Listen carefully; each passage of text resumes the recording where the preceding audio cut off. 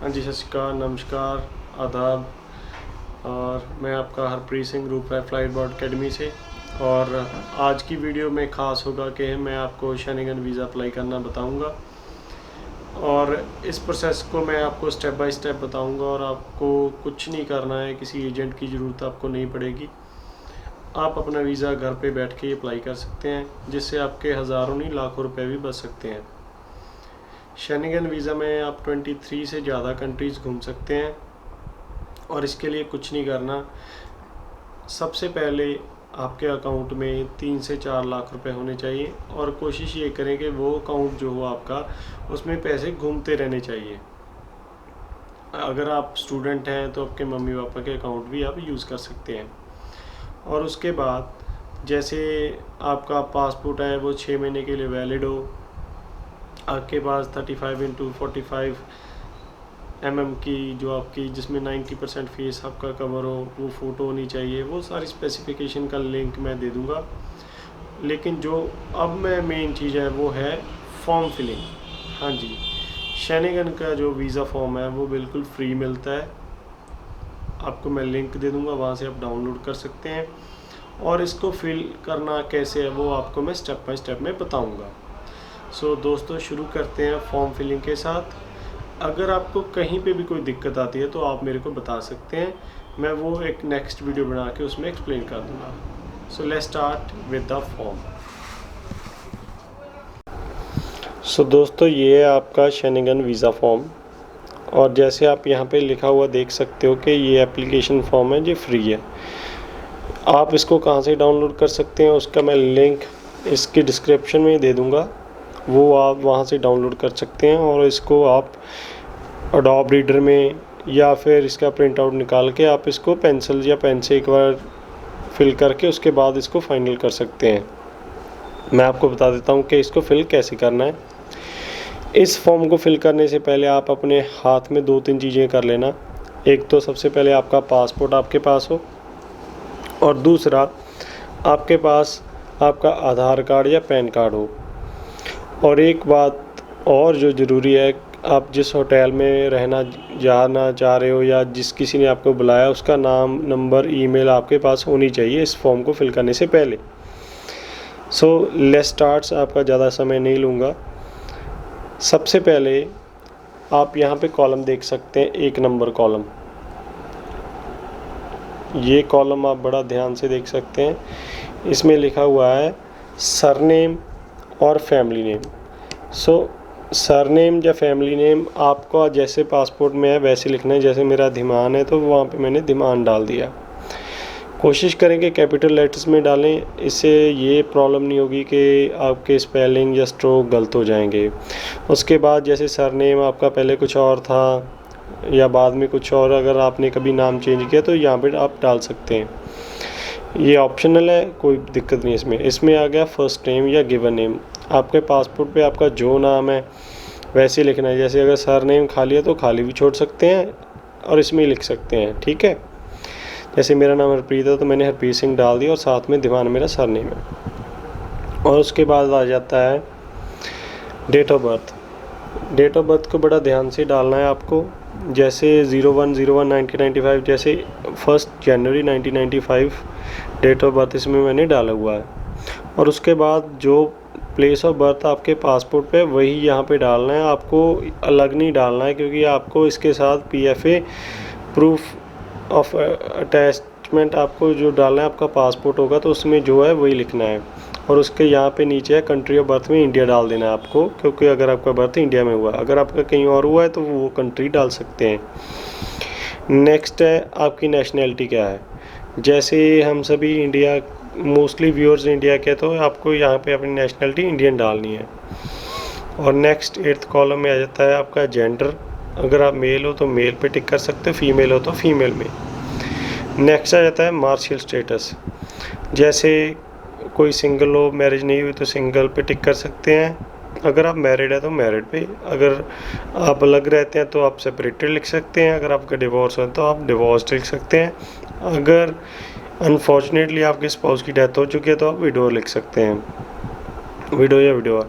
अगर कुछ और स्टेटस है आपका तो वो भी आप यहाँ पे स्पेसिफाई कर सकते हैं। ये सभी कॉलम बहुत ही इम्पोर्टेंट हैं। और उसके बाद अगर आप माइनर हो तो आपको अपने गार्डियंस वगैरह का नाम है जो वो आपको यहाँ पे ये उनका सरनेम वगैरह उनका इस कॉलम में लिखना होगा। मैं थोड़ा सा जूम कम करके आपको दिखा देता हूँ। ये जो 10th नंबर कॉलम है इसमें आपको वो उनका प्रॉपर से उनका देना होगा, ठीक है जी। और उसके बाद आ जाता है आपका national identity number where applicable. इसको क्या कहते हैं, यहाँ पे आप अपना पैन कार्ड का नंबर डाल सकते हो, आपका आधार कार्ड डाल सकते हो, या आपका ड्राइविंग लाइसेंस भी डाल सकते हो, जैसे जो मैंने अपना आधार कार्ड का नंबर डाल दिया है। और उसके बाद आपका ट्रैवल डॉक्यूमेंट क्या है, जैसे हमारे सभी मोस्ट ऑफ द इंडियन के पास ऑर्डिनरी पासपोर्ट होता है जो ब्लैक वाला। अगर किसी के पास डिप्लोमेटिक पासवर्ड तो यहाँ पे क्लिक कर सकते हैं, अगर सर्विस पर यहाँ, ऑफिशियल पासवर्ड यहाँ तो स्पेशल पासवर्ड यहाँ, और अगर कोई और ट्रैवल डॉक्यूमेंट है तो आप यहाँ पे टिक करके इस पर स्पेसिफाई कर सकते हैं। और उसके बाद आपको उसका जो पासपोर्ट नंबर है उसका पासपोर्ट नंबर आपको यहाँ पे लिख देना है, वो कितनी तारीख को इशू हुआ था वो यहाँ पे लिख देनी है।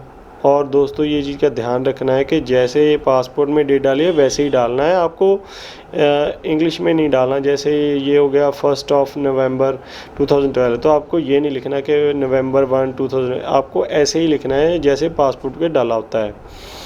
तो उसके बाद आपका पासपोर्ट वैलिड कब तक है वो डाल दो, और इशू कहाँ से हुआ है, जैसे रिपब्लिक ऑफ इंडिया से तो यहाँ पे रिपब्लिक ऑफ इंडिया लिख दो।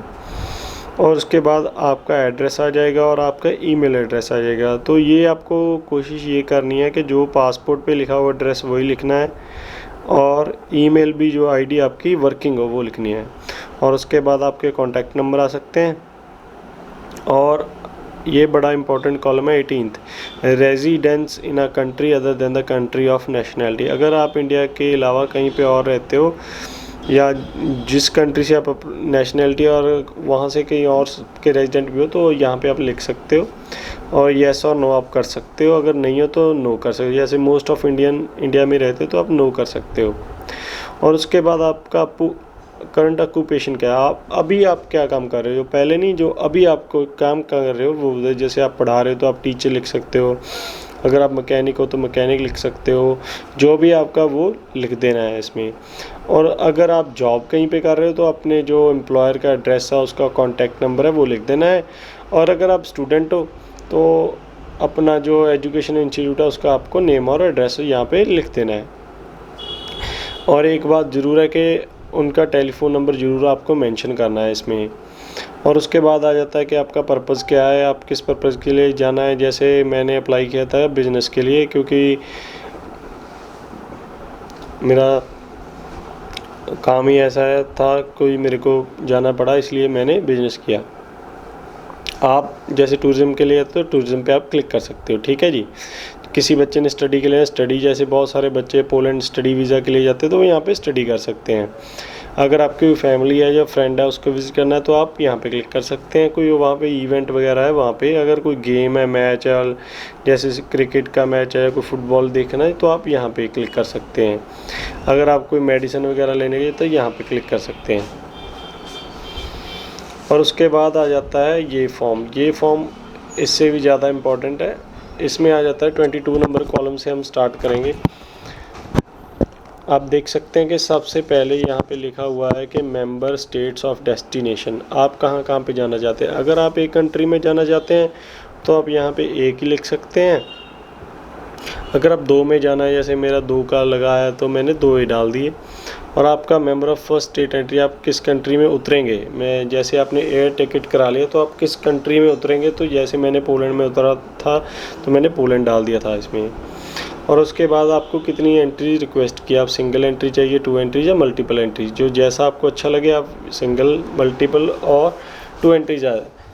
अगर आप पहली बार अप्लाई कर रहे हो तो मैं आपको सजेस्ट करूँ आप सिंगल एंट्री ही अप्लाई करें। और उसके बाद आपको कितने दिन रहना है तो उसके लिए आपको इसमें डेज डाल देने हैं। और उसके बाद इसमें लिखा हुआ है कि the field mark with star shall not be filled by family member of ये जी।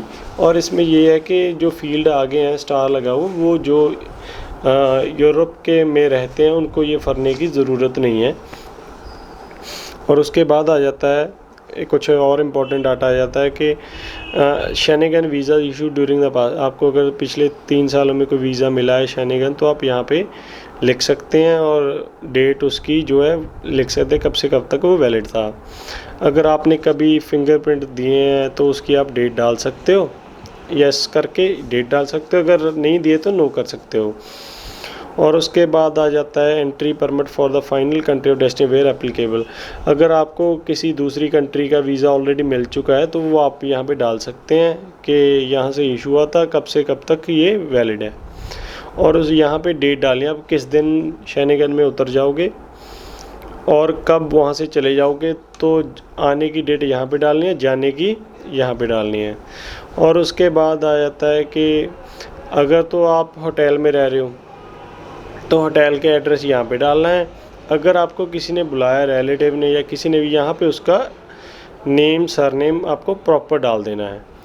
और उसके बाद आ जाता है उनका यहाँ पे ईमेल एड्रेस लिखना है आपको, और उनका यहाँ पे कॉन्टैक्ट नंबर। अगर आपको किसी कंपनी ने इनवाइट किया तो वो यहाँ पे कंपनी का एड्रेस आपको डालना है और यहाँ पे उनका नंबर डालना है। और उसके बाद अगर यहाँ पे पूरा नहीं आता तो आप यहाँ पे भी लिख सकते हैं। और उसके बाद कैसे आप जो है अपनी स्टे को कवर करते हो, जैसे आप अपने खुद से कर रहे हो, जैसे कैश लेके जाओगे, या आपके पास ट्रैवल चेक हैं, या अपने कार्ड क्रेडिट कार्ड से करोगे, या आपके पास अकोमोडेशन जो ऑलरेडी आपने बुक कर रखी है, या आपने जो ट्रांसपोर्ट भी पे कर सके, या कोई और तरीके से यहाँ पे टिक करके वो आपको अपनी आइटनरी में एक्सप्लेन करना होगा। और उसके बाद आ जाता है अगर आपको कोई स्पॉन्सर कर रहा है, जैसे आप किसी जॉब से जा रहे हो तो कोई आपको स्पॉन्सर कर रहा है, तो वो टिक करके उसका कंपनी का जो है वहाँ पे नेम लिखना है। अगर जो इनवाइट कर रहा है पर्सन वही कर रहा है तो यहाँ पे भी आप टिक कर सकते हैं और यहाँ उस पर नाम लिख सकते हैं। उसके बाद बताना है कि वो आपको सपोर्ट कैसे करेंगे, जैसे वो आपको कैश देंगे और क्या आपको अकोमोडेशन भी देंगे, क्या जो आपका है जो एक्सपेंस वो कवर करेंगे, आपकी ट्रांसपोर्ट है जो प्रीपेड है या नहीं है, वो आपको टिक कर देने हैं। और उसके बाद आएगा फाइनल पेज। इसमें आ जाता है, इसमें कुछ डिटेल्स आपको भरनी है। अगर जो कोई मेंबर आपका यूरोप में है तो नहीं, इसमें भरने की ज़रूरत नहीं है। आपको सिंपली क्या करना है, यहाँ पे प्लेस जहाँ पे आपने ये फॉर्म भरा वहाँ का एड्रेस, जैसे चंडीगढ़ में वाला चंडीगढ़ लिख के डेट डाल के साइन कर देने हैं। अगर आप कोई बच्चे हैं या कोई है तो आपका यहाँ पे गार्डियन साइन करेंगे, नहीं है यहाँ पे आप अपने खुद करोगे और यहाँ पे प्लेस और डेट डालना है।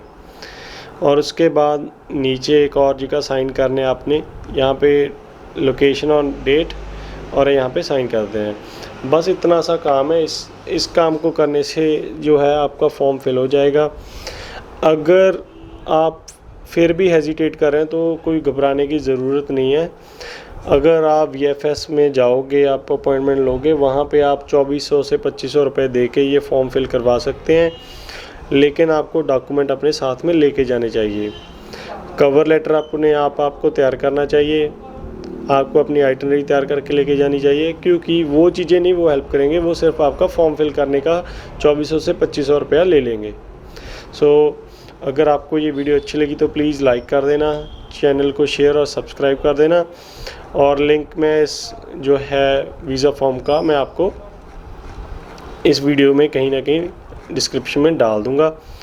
और नेक्स्ट वीडियो में आपको बता दूंगा कि कवर लेटर कैसे लिखना है, बुकिंग डमी कैसे करनी है, होटल बुकिंग कैसे करनी है, और जल्दी वो वीडियो में डाल दूंगा। So viewers, thank you very much video को पूरा देखने के लिए। गॉड ब्लेस यू और best of luck for your visa.